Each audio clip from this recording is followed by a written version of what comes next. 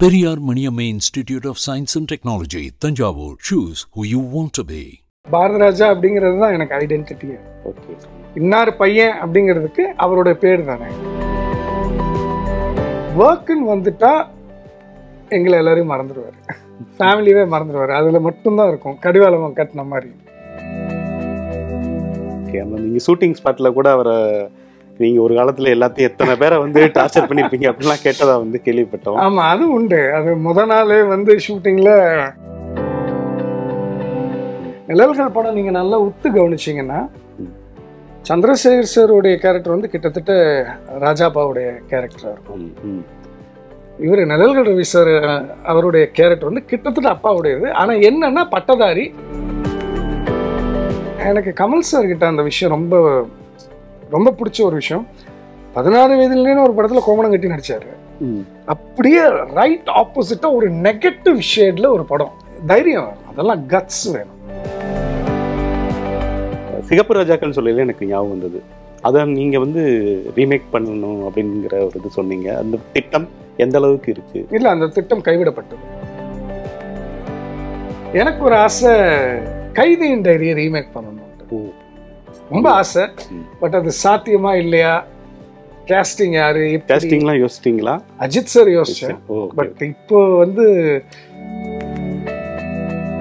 லக்குங்கிறது அவர் பையன், டைம்ங்கிறது இனிமேதான்.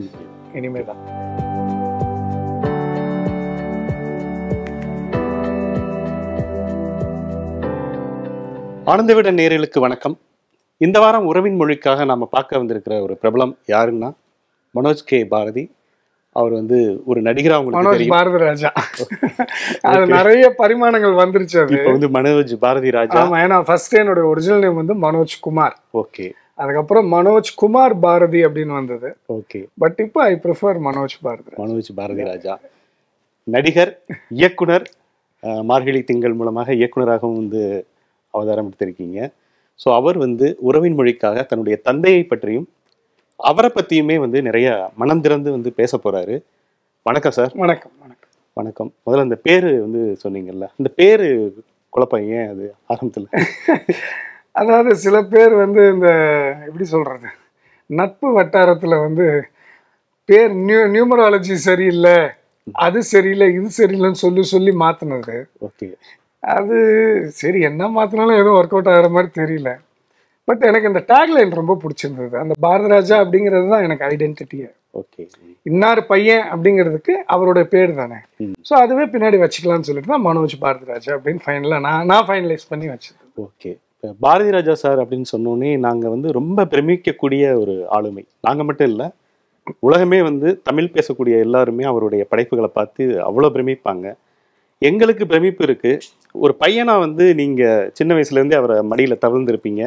பிரமிப்போட தான் இருந்தீங்களா, இல்லை வந்து எப்படி பார்க்குறீங்க அவரை? சின்ன வயசுலேருந்து எப்படி பார்த்துட்டு இருக்கீங்க? அந்த பிரமிப்பு இன்னும் இருக்கு எனக்கு. அதாவது இது வந்து கடவுள் எனக்கு கொடுத்த ஒரு மிகப்பெரிய ஒரு வரப்பிரசாதம். அவருக்கு பிள்ளையாக பிறந்தது அது ஒன்று. ரெண்டாவது வந்து அப்பா வந்து நான் சொல்லணுன்னா 2 விதத்தில் சொல்லுவேன். ஒரு தந்தையாக நான் சொல்லுவேன், ஒரு டெக்னீஷியனாக, ஒரு கலைஞனாக நான் சொல்லுவேன். தந்தையாக ஒரு மிகச்சிறந்த ஒரு மனிதர். அதாவது ஒரு ஃபேமிலி எப்படி எந்த அளவுக்கு நடத்தி கொண்டு போகணும், அதாவது டைம்லி அட்வைஸ், எந்த நேரத்தில் கோவப்படணும், எந்த நேரத்தில் கண்டிக்கணும், எந்த நேரத்தில் அரவணைச்சு போகணும் அப்படிங்கிறதெல்லாம் வந்து படிப்படியாக நான் வந்து நிறைய பார்த்த விஷயங்கள் அவர்கிட்ட. அவரெல்லாம் அதில் ப்ரிசைஸாக இருப்பார். ஒர்க்குன்னு வந்துட்டா எங்களை எல்லாரையும் மறந்துடுவார், ஃபேமிலியே மறந்துடுவார். அதில் மட்டும்தான் இருக்கும் கடிவாளம் கட்டின மாதிரி. ஸோ 2 டிஃப்ரென்ஷியேட் பண்ணாலும் ஹீஸ் த பெஸ்ட் நான் பார்த்த வரைக்கும். எனக்கு இப்பயும் நான் கடவுள்கிட்ட கேட்குறது என்னென்னா, எவ்வளோ ஜென்மம் எடுத்தாலும் நான் தான் அவருக்கு பிள்ளையாக வரணும். அவர் தான் எனக்கு அப்பாவாக இருக்கும். ஓகே. இது வந்து நீங்கள் பிரமிச்சாலுமே ஒரு அந்த இளம் வயதில் வந்து அப்பாவுடைய அருகாமை வந்து உங்களுக்கு தேவைப்பட்டிருக்கும். அப்பா மற்றவங்க மாதிரி வந்து நம்மளை வந்து தூக்கி கொஞ்சறதுக்கு இப்போ இல்லையே. விளையாட்டு பருவத்தில் வந்து அவரை நீங்கள் நிறைய மிஸ் பண்ணியிருப்பீங்க.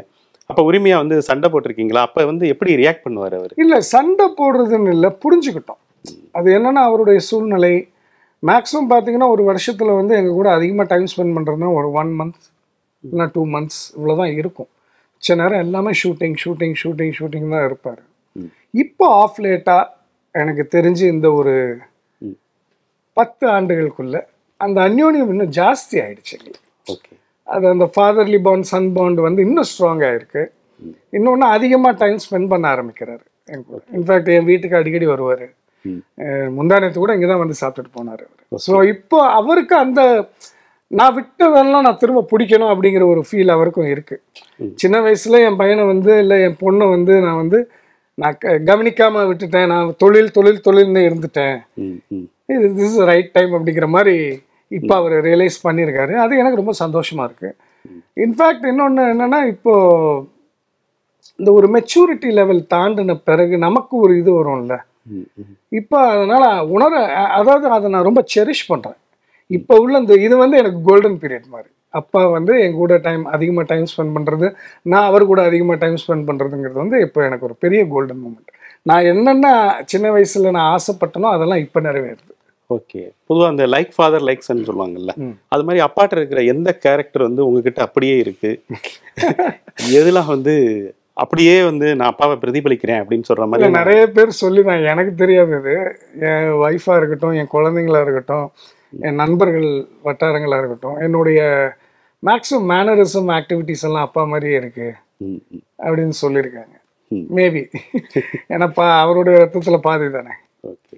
இப்போ உங்க கூட இவ்வளவு நேரம் டைம் ஸ்பெண்ட் பண்ணாலுமே இப்போ வந்து அவர் பிஸியான ஒரு நடிகராகவும் இன்னொரு தளத்துக்கு போயிட்டாரு இருக்காரு. ஸோ அதனால எதுவும் நீங்க மிஸ் பண்ற மாதிரியான ஒரு இல்லை, மேக்ஸிமம் இப்போ அவர் டைரக்ஷன் பார்த்தீங்கன்னா ஃபுல் ஃப்ளெஷ்டாக ஒரு ப்ராஜெக்டில் வந்து 24/7 அதுலேயே தான் இருப்பார். அந்த கதை என்ன, அந்த சீன் என்ன, நாளைக்கு என்ன ஷூட் பண்ண போகிறோம், அந்த இதில் இதிலேருந்து அப்படியே மாறுபட்டு நடிகனாக அவர் வரும்போது தனக்கு கொடுக்கப்பட்ட அந்த ஒரு வேலை எவ்வளோ நாட்கள் இவ்வளோதான் அப்படிங்கிறது அது சுருங்கிருச்சு. முந்தைய விட அவர் வந்து ஒரு இயக்குனராக இருந்ததை விட ஒரு நடிகனானதுக்கு பிறகு அந்த டைம் கன்ஸ்டன்ட் வந்து ஸ்மால் ஆகிடுச்சு.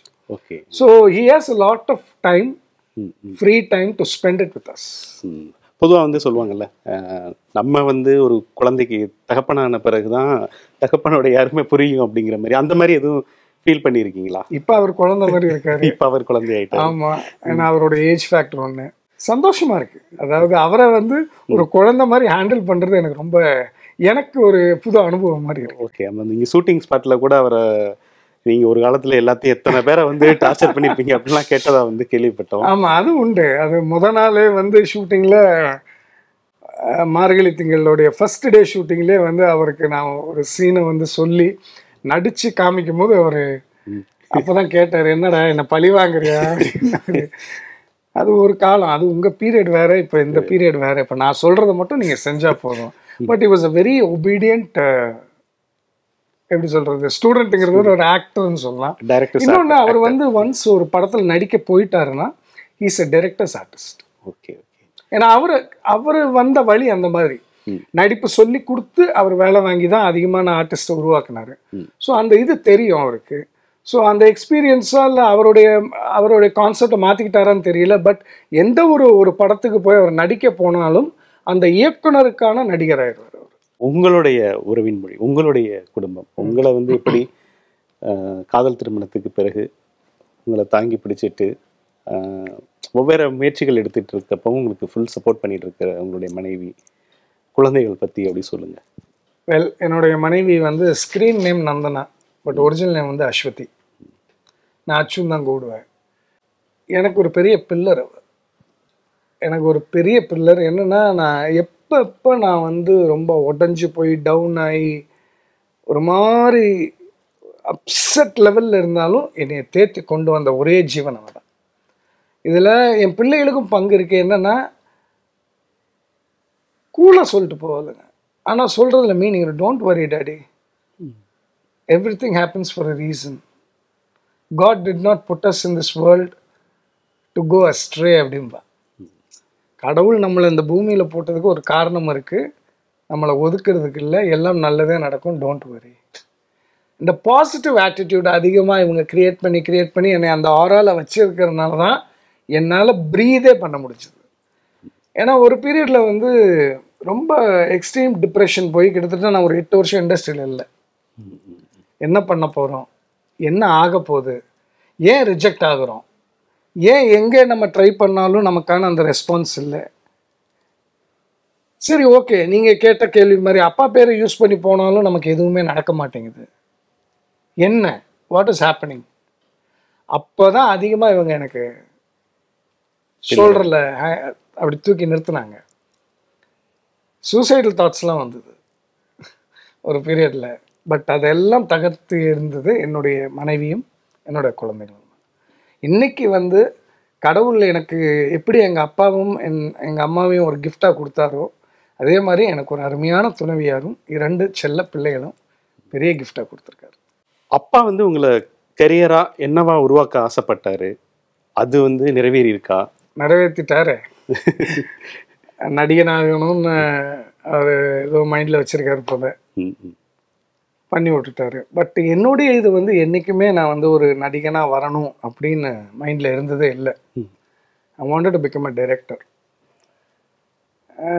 சூழ்நிலை ஓகே சரி, அவர் வந்து எப்படின்னா நடிக்கணும்னு நான் வந்தேன்டா, என்னால் பண்ண முடியல, ரொம்ப கஷ்டப்பட்டு தான் நான் வந்திருக்கேன், என் நிழல் ஸ்க்ரீனில் பார்க்கணும். ஆனால் நான் சொன்னேன், அப்போ நீங்கள் எங்கேயோ ஓரமாக நின்று உங்கள் நிழலை மட்டும் எடுத்து போட்டுக்கங்க அப்படின்னு. கோவம் வந்துருச்சு அவருக்கு.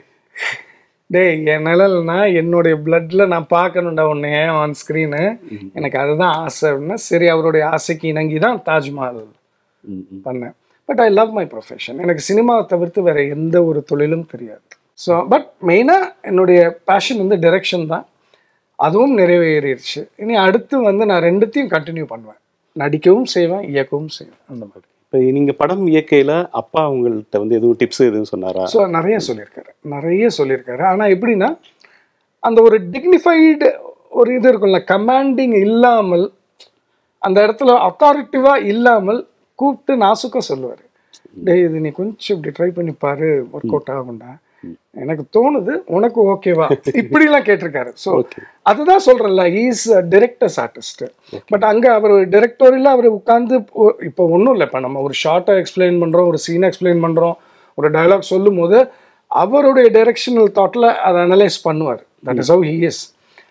அது நமக்கு மேலே திணிக்க மாட்டார். இதை ட்ரை பண்ணி பாரு, உனக்கு ஒர்க் அவுட் ஆகுதான்னு பார்த்துக்கோ, இப்படிலாம் நிறைய அட்வைஸ் பண்ணியிருக்காரு throughout. It was in fact a very great help. Okay. Taj Mahal டைமில் பொதுவாகவே அப்பாட்ட வந்து மோதிர கையால் குட்டுவாங்கன்னா பெரியாளா ஆகிடுவாங்க அப்படிங்கிற ஒரு இது தியரி சொல்லுவாங்க தமிழ் சினிமாவில். உங்களை அந்த மாதிரி எதுவும் அந்த டைமில் இது பண்ணாரா, இல்லை வந்து பையன் அப்படிங்கிறதுனால?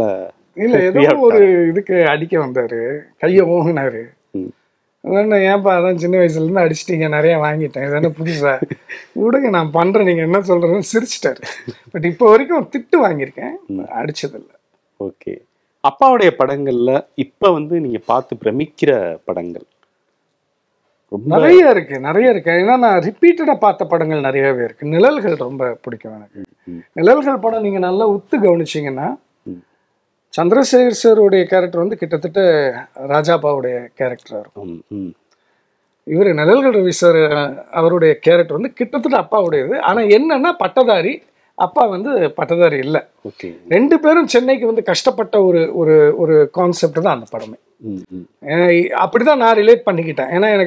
ஏன்னா ஒருத்தர் மியூசிக்கு ட்ரை பண்ணிட்டு இருக்காரு, ஒருத்தர் ஜாபுக்கு ட்ரை பண்ணி, ஜாப்னா இவர் வந்து எப்படியா நடிக்கணும்னு வந்தவர் தான். ஸோ இவங்க 2 பேரும் உள்ள அந்த அந்யோன்யமான ஒரு விஷயம் வந்து நிழல்கள்ல நான் பார்த்தேன். அதே மாதிரி அலைகள் ஓய்தல் எனக்கு ரொம்ப பிடிக்கும். மெயினாக சிகப்பு ரோஜாக்கள், அதாவது அந்த பீரியட்ல வந்து ரிலீஸ் ஆகும் போதெல்லாம் நான் வந்து எனக்கு என்ன மிஞ்சி போனால் 3 வயசு 4 வயசு இருக்கும், அவ்வளோதான். பட் விவரம் தெரிஞ்சு அந்த படம் பார்க்கும்போது ஒரு ஒரு ஒரு ஒரு த்ரில்லரை இந்த அளவுக்கு எட்ஜ் ஆஃப் த சீட்டில் வந்து 78ல் 79ல் கொடுக்க முடியுமா அப்படின்னு யோசிக்க வச்ச ஒரு படம். எனக்கு இன்னொன்று ரொம்ப டேரிங்காக, எனக்கு கமல் சார் கிட்ட அந்த விஷயம் ரொம்ப ரொம்ப பிடிச்ச ஒரு விஷயம். 16 வயதுலேன்னு ஒரு படத்தில் கோமணம் கட்டி நடிச்சாரு. அப்படியே ரைட் ஆப்போசிட்டா ஒரு நெகட்டிவ் ஷேட்ல ஒரு படம். தைரியம் வேணும், அதெல்லாம் கட்ஸ் வேணும். அதனாலதான் இன்னைக்கும் பேசப்படுது. ஏன்னா இது வந்து இப்போ ஒரு கிரியேட்டரோட இது மட்டும் இல்லை, எல்லாருடைய கான்ட்ரிபியூஷனும் இருக்கு இல்லையா அதுல. ஸோ எனக்கு அந்த படம் வந்து ரொம்ப ரொம்ப ஈர்த்த ஒரு படம். அது வேதம் புரிது, கடலோர கவிதைகள், முதல் மரியாதை, நிறைய சொல்லிட்டே போகலாம். எனக்கு இப்போ கடைசியாக அவர் டைரக்ட் பண்ணி நான் ரொம்ப அதிகமாக என்ஜாய் பண்ண ஒரு படம் வந்து பொம்மலாட்டம். ஏன்னா அது வந்து நல்ல சுவாரஸ்யமான ஒரு விஷயம் நடந்துச்சு. டீனரில் வந்து நம்ம கண்ணதாசன் அவருடைய மெஸ் ஒன்று இருக்கு. ஆ. இது நடேசன் பார்க் பக்கத்துல பக்கத்தில் இவருக்கு அங்கே வந்து ரெகுலராக ஆப்பம் அந்த மாதிரி சாப்பிட்றது பிடிக்கும். காலையில் போனார்னா செட் தோசை ஆப்பம்னா ஒரு நாள் வா உங்ககிட்ட ஒரு கதை ஒன்று சொல்கிறேன் அப்படின்னு சொல்லிட்டு ஃபுல் கதையை நரேட் பண்ணுறாரு. ஒரு 1.5-2 மணி நேரம் எல்லாம் கேட்டு நல்லா இருக்கு டேடி, கிளைமேக்ஸ் ஒத்துக்குவாங்களா அப்படின்னு. கண்டிப்பாக ஒத்துக்குவாங்கடா, பாரத ராஜாடா அப்படின்னு. அந்த கான்ஃபிடன்ஸ் ஷூட்டிங் நான் போயிருக்கேன், அதுலேயும் ஒர்க் பண்ணியிருக்கேன், எல்லாமே இருக்குது. ஃபைனல் கட்டில் படம் பார்க்கும்போது நான் மிரண்டுட்டேன். என்னன்னா இவருடைய கான்ஃபிடன்ஸ் லெவலை பார்த்து எனக்கு பிரமிப்பாக இருந்தது. ஏன்னா நானே அந்த மாதிரி ஒரு ஸ்கிரிப்டை ஹேண்டில் பண்ணணுன்னு ரொம்ப யோசிப்பேன். ஒரு ஆண் பெண்ணாக வேடமிட்டு படத்தில் ஒரு படத்தில் ஒரு கேரக்டரை நடிக்க வச்சு அந்த ஒரு இயக்குனருடைய தாகம் என்ன அப்படிங்கிறது வந்து அதுதான் பிரமிப்பாக இருந்தது எனக்கு. சொன்னதை வந்து செஞ்சுட்டாரு, ஆடிச்சாங்க. ஏன்னா பிகாஸ் ஃபுல்லாக அந்த படத்துடைய most of the post production நான் தான் கூட இருந்தேன். டப்பிங்காக இருக்கட்டும், ஃபைனல் ப்ரீமிக்ஸாக இருக்கட்டும், எல்லாமே. Actually it is a bilingual film. ஹிந்தியில் தான் ஷூட் பண்ணோம். தமிழ் போர்ஷன்ஸ் கொஞ்சம் மணிவண்ணன் சார், விவேக் சார் வச்சு முடிச்சது. நானா பட்டேக்கர் தான் லீடு. அர்ஜுன் சார் இருப்பாரு அதில். காஜல் அகர்வாலை இன்ட்ரடியூஸ் பண்ண படம். ஒரு ஆளையா இன்ட்ரடியூஸ் பண்ணியிருக்காரு. நிறைய தமிழ் சினிமாவில் பாதி பேருக்கு மேலே அவர் தான் அறிமுகப்படுத்தினார்.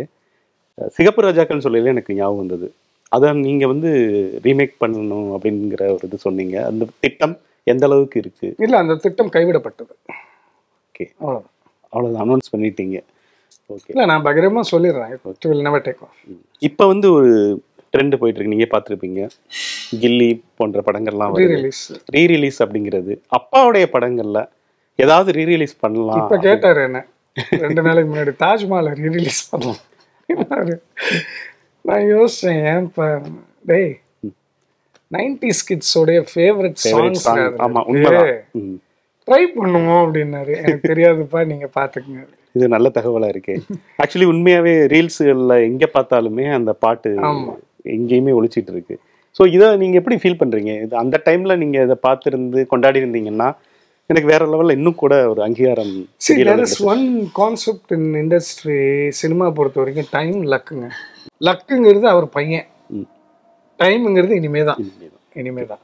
அந்த டைமில் அது ஒர்க் அவுட் ஆயிருந்தா அது வேற மாதிரி இருக்கும். பட் இன்றைக்கும் என்ன அந்த படத்தோடைய பாடல்கள் வந்து மேக்ஸிமம் ட்ரால்ஸாக இருக்கட்டும், இல்லை மீம்ஸாக இருக்கட்டும், இல்லை நீங்கள் வந்து நார்மலாக ஒரு மியூசிக் சேனல் திறந்தாலும் என்னுடைய சாங்ஸ் போயிட்டே தான் இருக்கும். அந்த விதத்தில் ஐம் வெரி கிரேட்ஃபுல். 2 பேருக்கு நன்றி சொல்லி ஆகணும். ஒன்று ஏஆர் ரஹ்மான் சாருக்கும் வைரமுத்து அங்கிளுக்கும் தான். அவருடைய வரிகளும் சரி, இவருடைய இசையும் சரி, இன்றைக்கும் கொண்டாட வைக்குது. ஸோ அது எனக்கு ஒரு கிரெடிட் தான், பெரிய கிரெடிட். அதே போல் நிறைய பேர் கேடிவி போன்ற ஏதாவது ஒரு சேனல்களில் படம் பார்க்கையில், பழைய படங்கள் அல்லு அர்ஜுனா மாதிரியான ஒரு படங்கள் பார்க்கையில், வருஷமெல்லாம் வசந்தம் மாதிரியான படங்கள் பார்க்கையில், இவர் இன்னும் கூட வேற ஒரு இடத்துல இருந்திருக்கலாமே, இவரை மிஸ் பண்ணுறோமே அப்படிங்கிற மாதிரியான கமெண்ட்டுகள்லாம் அன்னைக்கு வந்து ட்விட்டர்கள் போன்ற சமூக வலைதளங்களில் வர ஆரம்பிச்சது.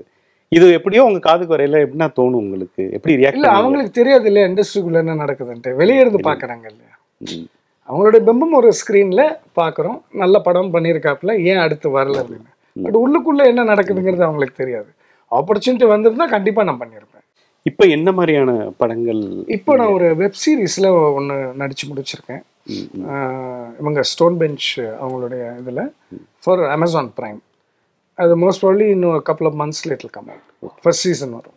உங்களுடைய கனவு படம்னு ஏதாவது இருக்குங்களா சார்? இப்படி ஒரு ஸ்கிரிப்ட் ஒன்று இருக்குது, இதை நான் பண்ணணும்னு ரொம்ப நாளாக முயற்சி பண்ணிகிட்டு இருக்கேன். படம் பண்ணுறதே கனவு தான் இன்னைக்கெல்லாம். ஓப்பனாக சொல்கிறேன், நான் இண்டஸ்ட்ரிக்கு வந்து இப்போ 93 வந்தேன் அசிஸ்டன்ட் டைரக்டர். கடைசியாக எவ்வளோ வருஷம் ஆச்சு படம் பண்ணுறதுக்கு? போன வருஷம் தான் பண்ணியிருக்கேன். அதுவே எனக்கு ஒரு பெரிய கனவு தான். அதாவது எப்படின்னா, நிறைய பேருக்கு என்னென்னா, அவனுக்கு என்னப்பா பாரதராஜா பையன், அவனுக்கு ஈஸியாக படம் கிடச்சிரும், மனோஜ் கிரியேஷன்ஸ் அப்படி நினச்சிருந்தா நான் என்றைக்கோ படம் பண்ணியிருக்கலாம். சூழ்நிலைகள், சந்தர்ப்பங்கள் இதெல்லாம் அமையணும். நான் சொல்கிறது வந்து every struggling assistant directors who wants to come up அப்படிங்கிறது எல்லாருக்குமே இந்த ஃபேஸ் தாண்டாமல் வரவே முடியாது. ஓகேவா? ஆனால் நான் திரும்ப அதே தான் சொல்லுவேன், டைம் லக்கு, அவ்வளோதான். கனவு படம் அப்படின்னு நீங்கள் கேட்டிங்கன்னா நிறைய இருக்குது. அதான் சொல்கிறேன், சினிமா பண்ணுறதே எனக்கு ஒரு பெரிய கனவு தான். எனக்கு ஒரு ஆசை கைதியின் டைரியை ரீமேக் பண்ணணும்ட்டு ரொம்ப ஆசை. பட் அது சாத்தியமா இல்லையா, கேஸ்டிங் யாரு, கேஸ்டிங்லாம் யோசிச்சிங்களா? அஜித் சார் யோசிச்சேன். பட் இப்போ வந்து அவரை, ஏன்னா அவருடைய இதெல்லாம் வேற, அந்த இதில் இருக்கார் அவர். அவரை அப்ரோச் பண்ணி ஓகேன்னு சொன்னாலும் என்னால் பண்ண முடியுமாங்கிறது ஒன்று இருக்குல்ல. எனக்கு முதல்ல அந்த கான்ஃபிடென்ட் லெவல் வரணும். இதை நான் ஒரு 8-10 வருஷத்துக்கு முன்னாடி நான் சிவப்ராஜெக்டில் அனௌன்ஸ்மெண்ட் கொடுக்கும்போதே நான் இதை கொடுத்துருந்தேன்னா மேபி அதை நடந்திருக்கலாம். ஏன்னா இன்ஃபேக்ட் அஜித் சார் வந்து எனக்கு ஆசைக்கு ஆசை டைம்ல இருந்தே எனக்கு தெரியும், நல்ல பழக்கம். ஏன்னா அதே ஆலயம்ல தான் நான் வந்து பம்பாயில் அசிஸ்டன்ட் டைரக்டர், ஆலயம்ல தான் ஆசை பண்ணாங்க. அப்போல இருந்து எனக்கும் அவருக்கும் நல்ல பரிச்சயம் உண்டு. ஓகே. இப்போ போராட்டங்கள்லாம் இது வேற ஒரு கேள்வி உங்களை எப்பவுமே துரத்தும்.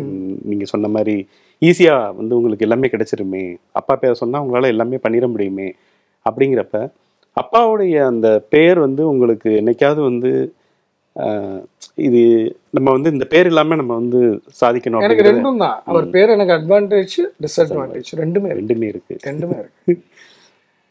அதுதான் சொல்றேன்ல, இந்த பேரை வச்சு போறதுன்னு இல்லைங்க. பேரை வச்சு எப்படி வேணும் போயிடலாம்.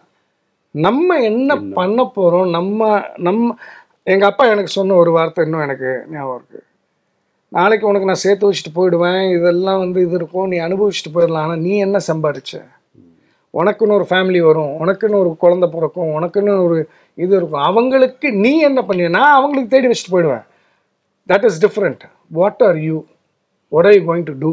இந்த கேள்வி வந்து அவர் கேட்டதுக்கு அப்புறத்துலேருந்து நான் தனிச்சு தான் வரணும்னு மைண்ட் சொல்லிகிட்டே இருக்கும். நட்புங்கிற ஒரு விஷயம், அப்பாவுடைய நட்பு, அதை நீங்கள் சின்ன வயசுலேருந்தே பார்த்து வளர்ந்துருப்பீங்க. அந்த நட்பு வந்து உலகத்துக்கே ரொம்ப ஆர்வமாக, ஒரு சின்ன விஷயம் சொன்னால் கூட அது ராஜா சார், வைரமுத்துன்னு சொல்லிட்டு அது ஒரு பெரியது. இன்னும் வந்து அவங்கள வாடா அப்படின்னு சொல்கிற அளவுக்கான ஒரு உரிமையோடு இருக்கக்கூடியவர், அவங்களும் அந்த இடத்த கொடுத்துருக்காங்க அப்படிங்கிறத நீங்கள் சின்ன வயசுலேருந்தே அந்த நட்பை பார்த்துருப்பீங்க. ஸோ அப்பாவுடைய அந்த நட்பை பற்றி சொல்லுங்களேன். ஃப்ரெண்ட்ஷிப்புக்காக, அதாவது நம்ம ஒன்றும் இல்லை, மணிரத்னம் சாருடைய இது இருக்கு இல்லையா, தேவான்னா யாருன்னு தெரியுமா, நான் யாருன்னு தெரியுமா, நட்புனா என்னன்னு தெரியுமா, அந்த மாதிரி தான். தளபதியில் என்ன டைலாக் இருக்கோ அந்த டைலாக்கு ஆனால் சொந்தக்காரர்கள் வந்து இளையராஜாவும் அப்பாவும். இப்போ வரைக்கும் வாடா போடா தான். இன்ஃபேக்ட் மார்கழி திங்களுக்கு வந்து அவரை போய் கமிட் பண்ணலாம், படத்தெல்லாம் முடிச்சு விஷுவலாகவே வந்து டம்மி சாங்ஸை போட்டு எடுத்து கொண்டு போய் மொத்த படத்தையும் போட்டு காட்டுறேன். ராஜாப்பா வந்து கேட்குறாரு, ஏன்டா உனக்கு வேறு யாரும் யங்ஸ்டர்ஸே கிடைக்கலையா, நான் தான் வேணுமா அப்படின்னாரு. இல்லைங்க, யங்ஸ்டர்ஸ்லாம் விட்டுருங்க, 16 வயது நிலைக்கு நீங்கள் தான் சென்டிமெண்ட்லாம், ஏன் மொதல் படத்துக்கு நீங்கள் தான் வேணும். 2 பேருடைய முதல் படம் அப்படியே பார்த்தாரு. எங்கள் அப்பா அடுத்த வார்த்தை, நீ என்ன பண்ணுவியோ ஏது பண்ணுவியோ எனக்கு தெரியாது, உனக்கு கொண்டாந்து கொண்டு ஒப்படைச்சிட்டேன் பார்த்துக்க அப்படின்ட்டார். ஒரே வார்த்தை, அவ்வளோதான். அந்த உரிமை இருக்குல்ல. உடனே அவர் அவ்வளோதானே முடிச்சிருவான், வா இன்னொரு 4 days ஆரம்பிச்சிடும் ரீ ரெக்கார்டிங் அப்படின்னாரு. 10 நாள் முடிச்சிருங்க சாங்ஸ் ரீ ரெக்கார்டிங். 10 days, 10 days இல்லை, ஒரு வாரம். ஃபைனல் மிக்ஸ் மட்டும் 2 நாள் போச்சு, அவ்வளோதான். ஸோ அதுதான் அந்த உரிமைங்கிறது வந்து அப்பா வந்து எடுத்துக்கிற உரிமை அவர்கிட்ட, அவர் அப்பா கிட்ட எடுத்துக்கிற உரிமைங்கிறது வந்து வேற மாதிரி இருக்கும். அதை நீங்க நேர்ல பார்த்தா தான் தெரியும், விசுவலைஸ் பண்ண முடியுது. இதை பத்தி சொல்ல இல்லை. ஆமா. ஸோ அடுத்த தலைமுறை நீங்க எப்படி இருக்கீங்க? Yuvan is a good friend of mine. Venkat Prabhu, Premji, என்னுடைய இவ தான் போயிட்டா, இப்போ தவறிட்டா என்னுடைய தங்கை பவதாரணி. அந்த இழப்பை வந்து ஏற்க முடியல, என்னால் ஏற்கவே முடியல. ஏன்னா ரொம்ப ஒரு down to earth humble girl, எல்லாமே சிரிச்சு அரவணைச்சு, கோவப்பட்டு, அந்த பிள்ளை கோவப்பட்டு நான் பார்த்ததே கிடையாது. நாங்கள்லாம் ஒன்றா தான் வளர்ந்தோம். வாசுகி இருக்கா, காஸ்டியூம் டிசைனர், இளையராஜா அங்கிளுடைய மூத்தவர் ஆர்டி பாஸ்கர், அவருடைய பொண்ணு பார்த்தி பாஸ்கர் டைரக்டர், அவன் ஹரி பாஸ்கர், அவன் ட்ரை பண்ணிட்டு இருக்காப்புல இப்போ நடிக்கிறதுக்கு. இது எல்லாமே ஒரு எங்களோட இது வந்து ஒரு ஜாயிண்ட் ஃபேமிலின்னே சொல்லலாம் எங்களை. ஸோ அப்பாவும் அமரப்பா பாஸ்கர் அப்பாலாம் எப்படி இருந்தாங்களோ அதே ஸ்ட்ராட்டஜியில் தான் நாங்களும் இருக்கோம். அது ஸ்ட்ராட்டஜின்னு சொல்ல முடியாது, இது ஒரு பாண்டிங், அது ஒரு பந்தம். நீங்கள் அடிக்கடி மீட்டப் அந்த மாதிரியான விஷயம்? எஸ், ரெகுலர் மீட்டப் இருக்கும். யுவனை தான் இப்போ ரீசெண்டாக பார்க்க முடியல, ஏன்னா is kind of very busy, அதனால் யுவனை மட்டும் பார்க்க முடியல. அவருக்கு பிடித்தமான விஷயங்கள் என்ன? இப்போ அவர் ஒரு கிராமத்து மனிதர். ஸோ நிறைய இடங்களில் பேசையில் நான் வந்து ரொம்ப சிம்பிளாகவும் சாப்பிட்ருக்கேன் அப்படிங்கிற மாதிரிலாம் வந்து பேசுவார். அவருடைய ஃபேவரட்டான விஷயங்கள் எதில் கேட்குறீங்க? உணவு அந்த மாதிரியான விஷயங்கள். உணவில் அவருக்கு ரொம்ப பிடிச்சது செனக்கிழத்து மீன். ஓகே. வீட்டில் அது குறிப்பாக இவர் ஆர் செல்வராஜ் இருக்காருல்ல, எழுத்தாளர் ரைட்டர், அவர் வீட்டில் இருந்து வரும். இல்லைன்னா இவர் அங்கே போயிடுவார். ஏன்னா 2 பேரும் வந்து சினிமாவுக்கு வர்றதுக்கு முன்னாடியிலிருந்தே ஃப்ரெண்ட்ஸ். Okay okay. ஸோ அவங்க வீட்டுடைய கெளுத்தி மீன் வந்து இவருக்கு ரொம்ப பிடிக்கும். அம்மாவோடைய இட்லி. இப்போ ஆஃப் லேட்டாக ஃபுல்லாக வெஜிடேரியனாக மாறிட்டார். ஓகே. அவருக்கு பிடித்ததெல்லாம் வந்து என்னென்னா ஆப்பம். இங்கே வந்தால் என்ன சாப்பிடுவார்? என் வீட்டுக்கு வந்தவன் என் ஒய்ஃப் எது சமைச்சாலும் சாப்பிடுவார். என் ஒய்ஃபோட சமையல் ரொம்ப பிடிக்கும் அவருக்கு. Okay.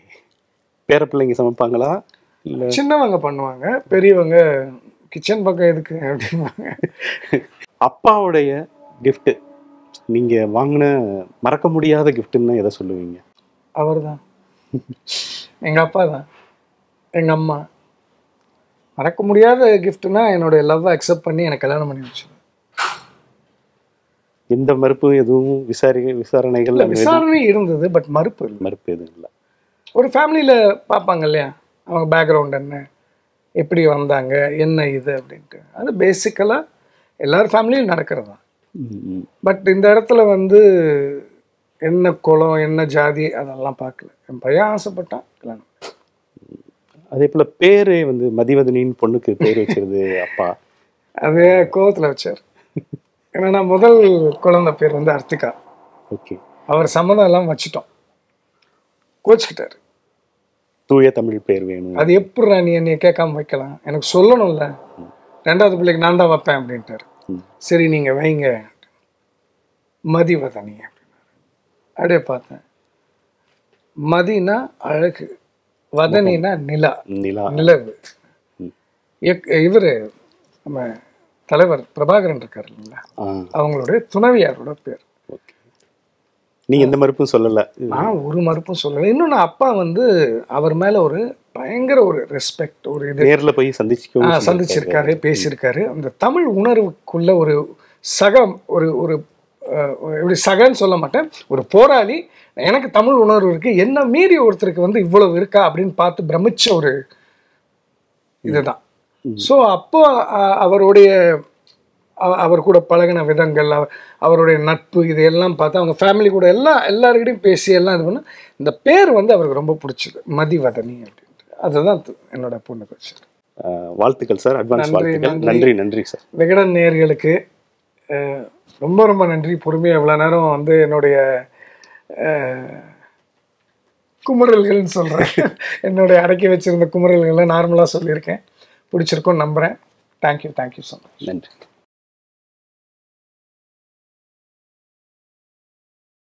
Choose who you want to be with Periyar Maniamma Institute of Science and Technology, Thanjavur. Specialization programs in AI, robotics, data science, electric vehicles, GIS, remote sensing and cyber security.